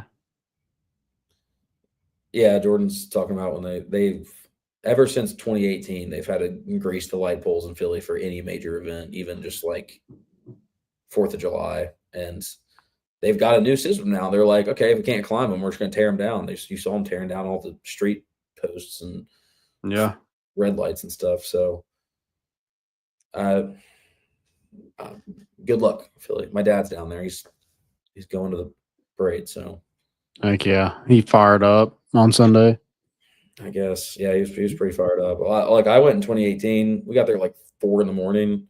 Stood there in the exact same spot without moving until 5, and I watched the bus pass for 30 seconds. Yeah. What did you think of the halftime show? Mid. I hate Kendrick Lamar. I think he's most overrated. But I'm not. But if I say that, then everyone's like, "Oh, you don't understand the messaging, dude. It's a halftime show. I want to drink a beer and watch it, and not. I don't want to sit there. If I want to I don't want to watch 18,000 TikToks to figure out what exactly was going on. Yeah. I'm like, you know what? I get it. You got a platform, use it. Like I get it. And with the whole, I mean, clearly you can't get Drake out of his mind. It's just all he can think about. And I guess look, I'm gonna be honest, I'm a big Drake fan. Kendrick drug him through the mud, but Drake's still Drake. Like he doesn't really have to worry about it. Yeah. I thought it was like I just my point is Kendrick has some absolute bangers, and I wish he would have played them. There's a lot of people out there that would have loved to hear like Humble and some like, I mean, dude, 2015, 2016, 17, that guy was running banger after banger. Swimming Pools. He could have gone out there and done probably like 10 songs that even if you don't even know who Kendrick Lamar is, you're like, oh, that's who sings this. Like, yeah, he went out and just mumbled the whole time. So, not a big yeah. fan. I mean, that's I didn't care either way. I'm kind of with you. Like I've always liked Drake. He does some questionable things. I think Kendrick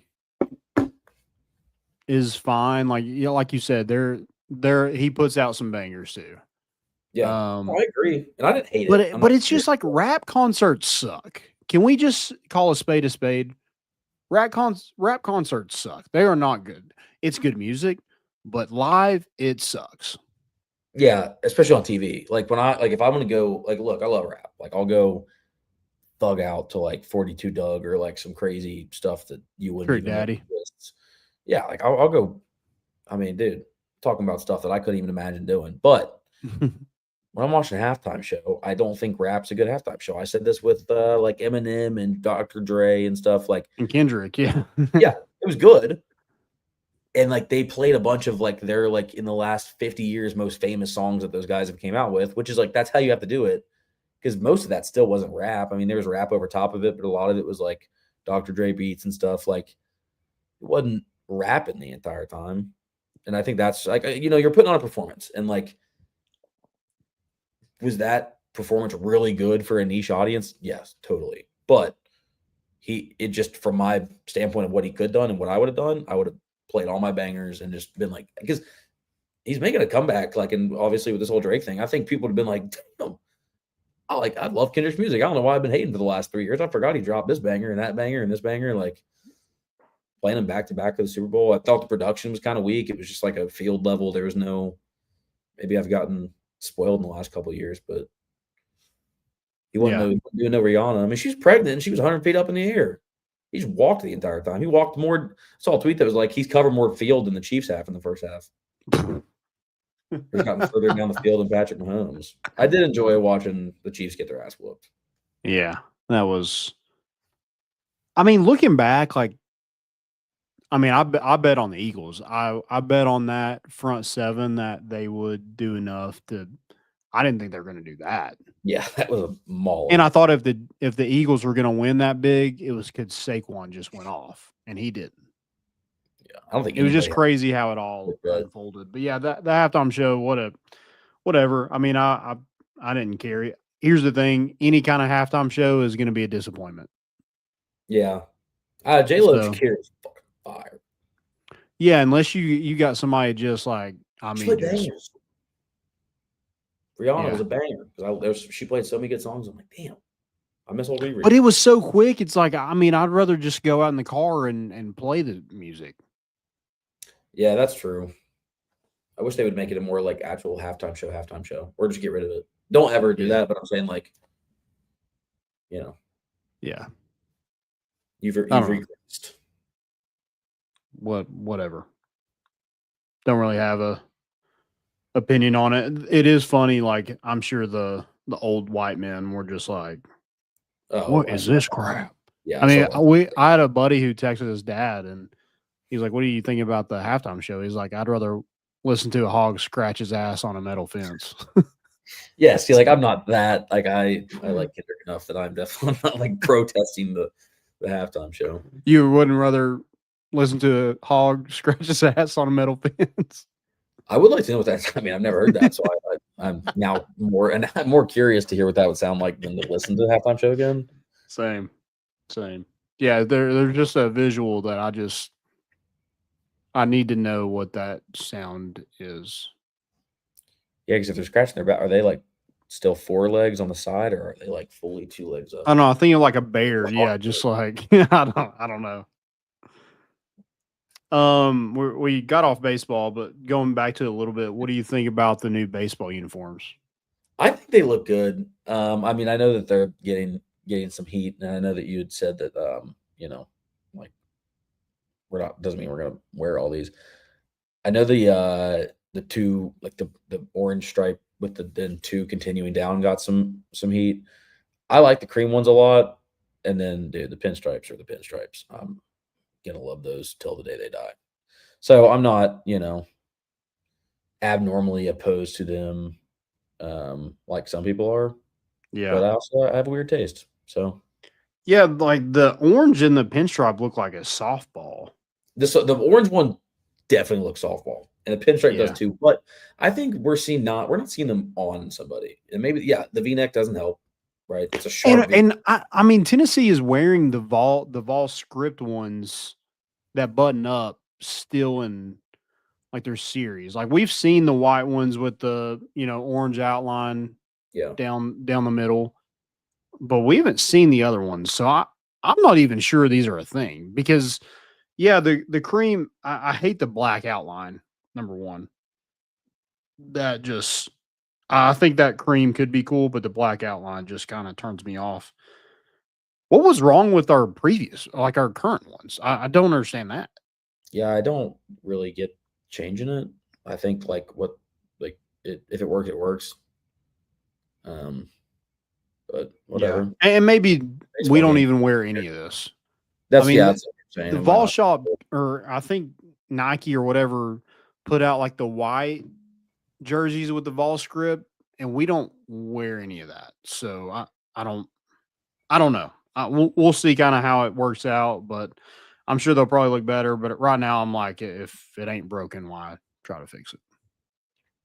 Yeah, I like just the original pinstripes without the orange outline within just the power tee. It's like probably one of my favorite. But Yeah. do you Yeah, think? the cursive Tennessee across of it just looks very softballish. Yeah, I don't know, like what the best wording is for that. I don't want to get canceled, but feminine. yeah, it looks very girly. It does. That's okay to say that. But if you go make it manly by winning a bunch of games in it, as long as we keep Yeah, as long as whatever. Yeah, the black one if still you looks keep fresh. winning, you can wear whatever. Yeah. All right. Any stupidities before we get out of here? Oh man, I'm sure I got some.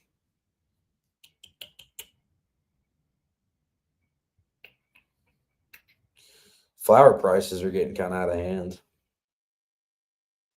Flower prices? Yeah, I don't. I'm a big flower guy. I want to see the margins on these flowers. I don't think they're. I think it's a weird thing. Did see this isn't a fail at all. I guess it'd be the most important. George Strait's doing a couple NFL stadiums. Oh, that'd be cool. I'm gonna try to get up to Philly. He's doing him, Chris Stapleton, and Parker McCollum. Oh, really? I think it'd be a great group to go see. I love all That'd be those. awesome. So, try to get to Philly, catch that Saturday, May 10th. It's a little weird Okay. spot. Graduate the next week, but hey, Heck I got yeah. enough miles and they got shit to do. Dude, that's coming up. I know. You ready for it? Shit, I don't know. I RSVP'd today. Told him how to say my name and everything, so I gotta go pick up that cap and gown. Heck yeah. Shit's hitting the fan.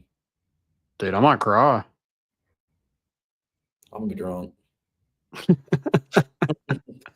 the worst part's I got all my buddies are 9:30 before me. I don't even go till 1:30, so I got to go and bring my stuff and then sit there through a commencement and then sit through my own. And they get to leave because they got to go have lunch and stuff. It's messed up. Jeez. We should just do Neyland Stadium and every major graduates together. Forget your name. Let's make it a 10-minute thing.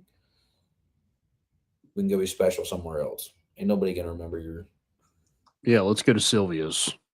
damn straight. I might do something dumb to walk across the stage, just at least. Just spear tackle Dondi. No, she's a saint. She is. I love Dondi so much. I would never do that. Just clarify. I don't want to see a cop take a step forward when I get across the stage that someone Dude, leaves. You should give her like a more important issues like sweatshirt or something. That would be sick. That would be sick. Like a hat, like throw it on, pull it out of my pocket, and throw it on, and like make sure I just get a nice little picture for them. Maybe I'll wear a Hobie Dry Goods hat. Hobie, if you pay me to wear a hat across the stage, I'll do it. Be some wicked. There we go. sponsors. Okay. My stupidity is Coleman Hawkins. He was asked about his rivalry with Kansas forward Hunter Dickinson, and then he starts thinking about how many times he's beat him. He's like 6-1. I think I'm 6-1 against him now. So nothing about the game, just that he's 6-1, while Kansas State is 13-11 overall. That's embarrassing. Yeah, that's crazy. To draw that stat. Embarrassing. And then another embarrassing moment, Dan Hurley. Shocker. This is twice he's been on the show tonight, but did you see him after the Creighton game? What did he do again? I saw it come across. He yelled, "Bye-bye, 2 rings, 2 rings." Oh, I saw that, and he was doing that. Yeah, again, we don't need that in Knoxville because we're already like that. Yeah. I can't have. Yeah, we need balance. Yeah, and exactly. He would throw off that balance for sure. Dude, that boy would be gator chomping 3 minutes left in the game. Which Caleb hates. You have any more? I don't think so. My next one is Carl Ravick. He says, since January 4th into Tuesday, the SEC teams are 82 and 82. There's no dominant group of teams. Since what date? January 4th, since they started playing. But they have to be 82 and 82. They're only playing conference games.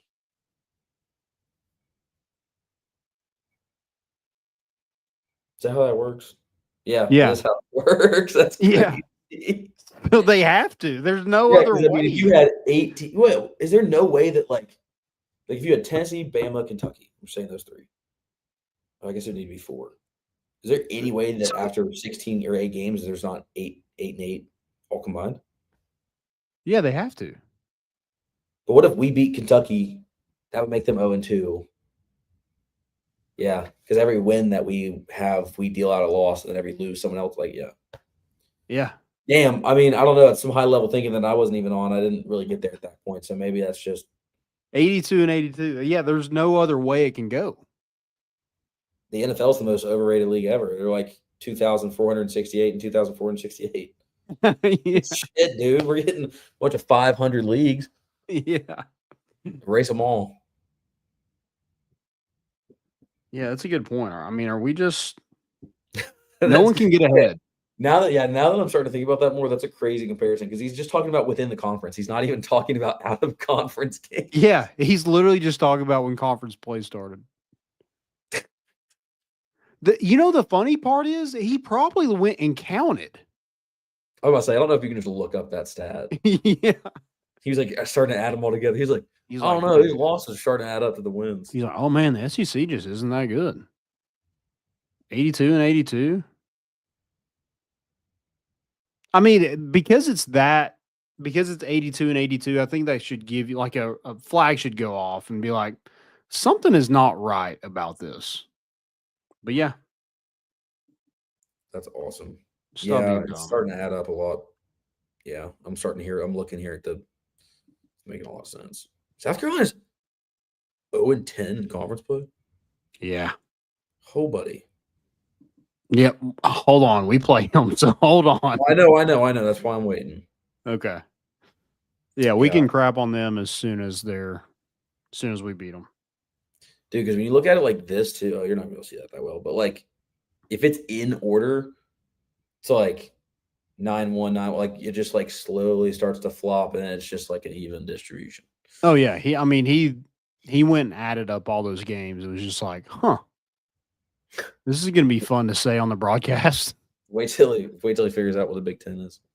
Damn it, Carl. Or ACC or A10. I think you had a lower level coach say something about that same thing not too long ago, and it was just like, buddy, have a clue. Oh well. Yeah. Yeah, that's the other thing. Like, if you're not confident, because like I got got by that stat at first. I'm like, wait, how's that work? Obviously, like I'm understanding that we're not all 500 across the board, but I wouldn't publicly confidently. Oh, look who joined in. I wouldn't publicly confidently jump out there and say that. Let me change this so we can get. Look at Mr. Hunter over here. You're on mute. Can you hear me now? There we go. Sorry, I'm having to go vertical. I can't see anything if I do the other way. Nope. Go the other way. Yeah. Put me in the middle. Put me in the middle. It'll look less weird. We're gonna do that. There we go. So I was trying to. I just tuned in. I decided to take a break. Y'all are talking about Carl Ravitch. Yeah. Yep. How do you read that stat live on air? Dude, that's what we were just talking about. How do you add all that up and be like, huh? What 82 and 82, that like it should go off in your mind that should not be correct. Like something about that is wrong. Doesn't Carl Ravitch almost exclusively call SEC games? Which is insane. Every aspect of that is mind-boggling. That got to air. Well, and then he went on to say there's no dominant group of teams. Last week there was 4 of the top 5 in the country. Oh yeah, he might have tripled down on that one, if I remember correctly. Oh my God. It blows my mind that was said. And the guy do you know who was on the call with him? I don't know. I know you can't call your guy out just on air, but you could have like given him a nudge and been like, "Hey, bud, have you ever heard of a conference schedule?" I wish it would have been like Dane Bradshaw. He's like, "Yeah, no shit." And it started out like I thought he was gonna make the joke the way he was introducing it. Yeah. And then like, he just like kept it. I was like, And then they have producers in their ears. No, like no one's thinking, sorry if this cuts out. No one's thinking, hey, bud, that's bad. We can't do that. Well, he said there's no dominant group. And at the moment, Alabama is about to score 100 points on Texas. Yeah, that was a bad aspect of it that I don't know how you I don't know. I don't know how you get through that one. That's pretty baffling. I'm glad y'all were talking about it because that one stood out to me. Yeah. No conference has ever had a higher record. We're top of the pack. We're high tier. Yeah. You can't get higher than 500. Someone commented on some tweet about him, and they said something about every conference is 500, whatever it was, and they were like, "Not the Big East. We've won every game." And I was like, I'm not sure if you know how this works. I get the joke you're making. Maybe the joke is we have a win in every game, which it would be factually correct. Grammatically incorrect. He said his reply was tongue-in-cheek 82 and 82 record was to illustrate any night either team can win and one will. Isn't that basketball? That's how sport works. Isn't that any game? Someone wins, someone loses. Yeah, I was going to say that's he's like either night any team can win and one team will in fact win. Well, yeah, we don't tie, so. Did he tweet that after? Yep. He said just landed and see X's on fire. Simple explanation. Tongue-in-cheek A2 record was to illustrate any night either team can win and one will. Clearly very poor execution on my part. It is amazing that Alabama Auburn have only one loss in such a great conference. That's all. Oh, I didn't know he doubled down like that. Oh no, you got. That's all it is. Yeah, I haven't even seen the replies on his. I mean, that's got to be even worse. That's truly impeccable. I didn't realize that one. Another one I wanted to throw in. Did you all see what Greg Burns suggested? Mm-mm. He suggested that if a team or if fans of the home team storm the field or court, that the away team gets or the visiting team gets the win. Yeah, I saw that. That's insane. Which I would like to say, I think that has to be the case for losses too. So now schools have to work to keep fans off the field during losses. They have to work just hard, probably twice as hard. Turn into a W. Yeah, that's a good point. If more than like what 15, like what's a storming 15, 20? Yeah, I'm thinking like at away games from now on, like we just like if we lose, we dress up as the other team or have their gear like underneath ours, and then we storm the field in that gear, and then we get the win. We'll take matters into our own hands. How many people are considered a storm? Because we'll just get 5 dudes to go to Rupp and just storm the court, like just brush past security, and then boom, Tennessee gets an asterisk win. We're going undefeated.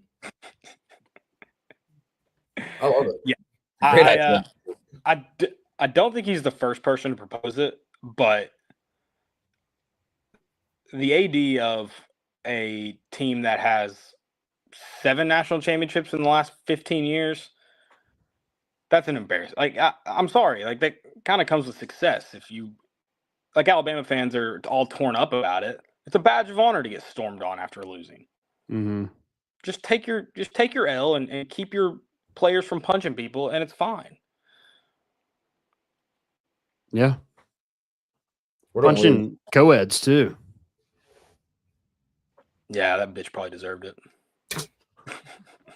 Crazy work. That was a thought and tweet that was sent very often following that event. Yeah, that's wild. Which, I mean, we don't know what was said. Probably nothing. I don't think she had time to say anything. The guy before her got her sucker punched. That's the real criminal in all of it. Is that guy that was videotaping Jermaine Burton. Yeah. He was scared. These kids play in venues of 100,000 people, but he was scared in that moment. I am legitimately trying to rationalize how one person, anyone, maybe it's more than one, could think that's possibly a solution to that problem. Alabama, smart. I mean, could we spin like Nate Oates and just be like, wrong place, wrong time? She was in the wrong place at the wrong time. I'm talking about storming the field, but yeah, she was. I mean, we should. Yeah. We didn't necessarily storm the court or the field, but did we provide the key elements that led to that? That's not a crime, apparently. I would like to point that out. In the state of Alabama, it's not a crime. I think the stadium was shaking so much that we just kind of fell onto the field. I like that argument. Not a crime in the state of Alabama. I didn't want to go down with the stadium, so I went down to like the field. Yeah. That's the safest place to be in a stadium when it's collapsing is the field. Yeah, exactly. And we got cranes and stuff. You never know what's going to happen. Also, the recruits went on the field first, so like this could be a way deep state ploy from them to try to. That's a good point. Were they ever going to come to Tennessee? Maybe they're not. Maybe they're already secretly in with Florida and Bama. That is the craziest part of that Alabama storming this year is that, from my vantage point, it didn't look like anybody was going to go. The students were very much. I was pretty down low. No one was like set to go. I was like on my phone after like a minute. I looked up and then like people were like, some people on that side of the field are going. I guess students won't get in trouble for it. Right. And on a serious note, I don't mean to like. I did just want to make fun of Greg Byrne, but the reason you could never implement that rule is because yes, you're like again from my vantage point, Joey, and obviously you were down low. No one really seemed to care to go this past season. In 2022, if the front row is held up by security, there could be some serious injuries and or deaths if the 30 rows behind them decide to start going. Yeah. And there's no security to stop each row. And there's like a term for that, like crowd smush or something. Like just like What happened at the Pause. isn't that I think it's called that. no, it's like stampeded to death. Well, it's like what happened at Travis Scott. Yeah. I mean, also, you were trying to tell me if Tennessee went and did that, and then they gave Tennessee or Bama the asterisk win, that Tennessee wouldn't just negate that and be like, no, we're still undefeated. Like, we're not. There's no way in the world of anything that they're going to be like, yeah, we'll go ahead and just take that L on the chin. Also, pause. I don't know. Does Greg Byrne not know that like, there's a shortage of police officers right now in America? Like, we don't have the staff to do this. This is the problem. He wants to take away the police officers that are out investigating real crimes, typically done by his athletes, and so that they can't focus on that. And that's a shame. I mean, it's an absolute shame that he's doing that. He's attempting to do that. Yeah, if we have more security, I mean, just imagine those in Athens. Like, I mean, the streets are going to be insane. Yeah, it'll look like it'd be like Grand Theft Auto. Yeah, or like I think like the Gotham Batman when it's when they've evacuated all the residents. Mm-hmm. It's just like a Fast and Furious underground race with all the players. This is Greg Byrne's master plan. Crazy. All right, guys. Well, I just wanted to hop in. I'm gonna get back to getting stuff together. All right, brother. Good luck tomorrow. Thank you. Appreciate you guys. See you, man. All right, guys. Since he is out, we'll go ahead and wrap this thing up too. Joey, any closing statements? No, let's go beat some ass on Saturday. Shout out Hovey Dry Goods. Yeah, let's start baseball tomorrow. Baseball's back. Guys, go check out rowback.com. Use promo code More Important Issues for 20% off your first purchase. Go check them out. Just great stuff over there. Love their hoodies, love their polos. So they got tons of stuff over there to go check out. Again, promo code More Important Issues, 20% off your first purchase. Go Vols. Damn straight. Go damn Vols. College baseball is officially back. Free Berto. And we're bringing the boat in, and we out.